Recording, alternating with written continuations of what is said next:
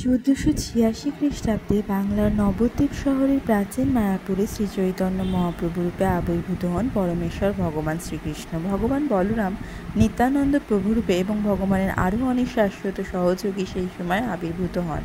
তাদেরই মধ্যে একজন ছিলেন রঘুনাথ দাস গোস্বামী। জন্মগতভাবে তিনি ছিলেন জমিদার। একদিন রঘুনাথ দাস খবর পান যে নিত্যানন্দ প্রভু পানিহাটিতে এসেছে। পানিহাটিতে রঘুনাথ দাস ভগবান নিত্যানন্দকে গঙ্গা নদীর তীরে একটি বটবৃক্ষের নিচে একটি পাথরের উপর বসে থাকতে দেখেন। সেখানে তিনি অসংখ্য ভক্তের দ্বারা পরিবেষ্টিত ছিলেন। তার তেজ ও প্রভাবে মুগ্ধ হয়ে রঘুনাথ দাস তার নম্রতার কারণে ভগবানের কাছে যেতে দ্বিধা করেন এবং দূর থেকেই তাকে প্রণাম করেন। তবে কিছু ভক্ত তাকে লক্ষ্য করে নিত্যানন্দ প্রভুকে জানান।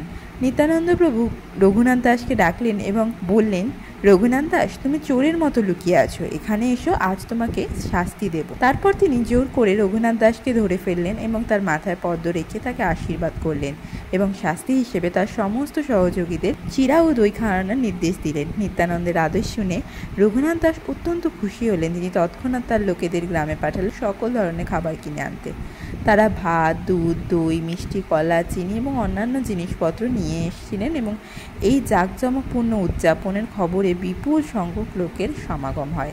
এখনও পানিহাটিতে যেখানে নিত্যানন্দ বটবৃক্ষের নিচে বসেছিলেন সেই স্থানটি একটি পবিত্র তীর্থস্থান রূপে পরিণত হয়েছে। প্রায় 500 বছর ধরে এই স্থানে উৎসব চলে আসছে। এই উৎসব চিরাদই খাওয়ার ঐতিহ্য দ্বারা আলাদা, তাই এর নাম পানিহাটি চিরাদই উৎসব। এবং গঙ্গার ঘাট ধরে আরও বিভিন্ন আশ্রম থেকে এই দিন ভক্তদের ভোগ দেওয়া হয়। হরিনাম সংকীর্তন, সঙ্গীত এসব অনুষ্ঠানও সেবাশ্রমের উদ্যোগে হয়ে ওঠে। এই উৎসবের প্রাণকেন্দ্র ইস্কন মন্দিরে বিশাল নাম কীর্তন, ভক্তদের আনন্দ, নৃত্য এবং ভোগের ব্যবস্থা থাকে।